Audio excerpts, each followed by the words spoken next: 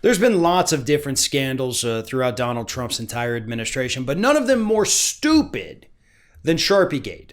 Sharpiegate, as I'm sure most people remember, was last year you had Hurricane Dorian headed towards the United States, and Donald Trump erroneously said, hey, careful, it could hit Alabama too, but it wasn't going anywhere near Alabama.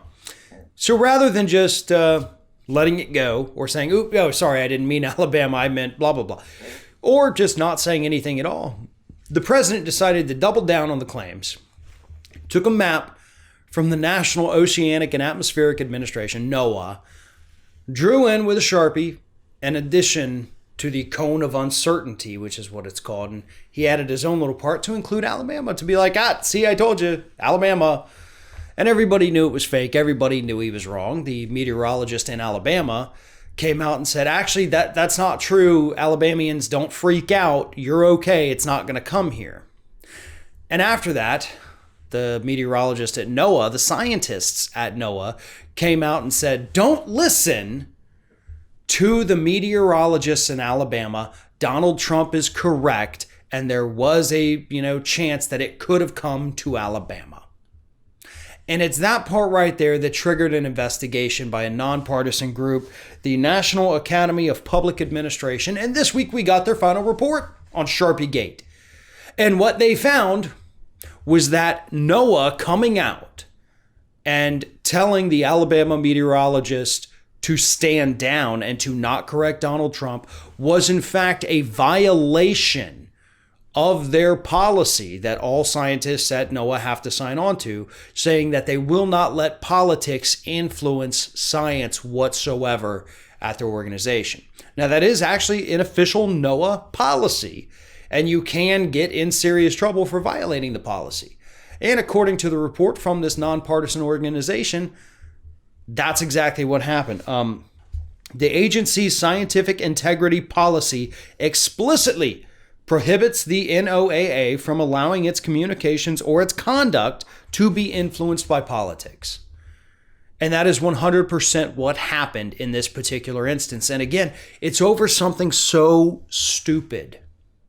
Whenever a hurricane forms out there in the Atlantic, you have all of these different meteorological, wow, I'm having trouble with that word. But anyway, all of these different weather organizations from all over the world start making predictions. It'll be right off the coast of Africa, and you'll have the line saying, nope, this one's going to go up and it's going to fizzle out in the North Atlantic. Others will say, nope, it's going to go into the Gulf of Mexico and hit smack dab the middle of New Orleans. It could go here to Pensacola. It could go to North Carolina, Georgia, wherever. In the early days of it, when it's, thousands of miles away, nobody knows where it's really going to go because the patterns are going to shift before then. And so, yes, in the very early days of this particular hurricane, there was at one point one line that showed, hey, it could go through Florida, across Florida, and then up into Alabama, maybe. But by the time Trump had made the claim, that particular map, I think, was a week old at least. And the ones for the past 7 days prior to Trump making the claim no longer had that.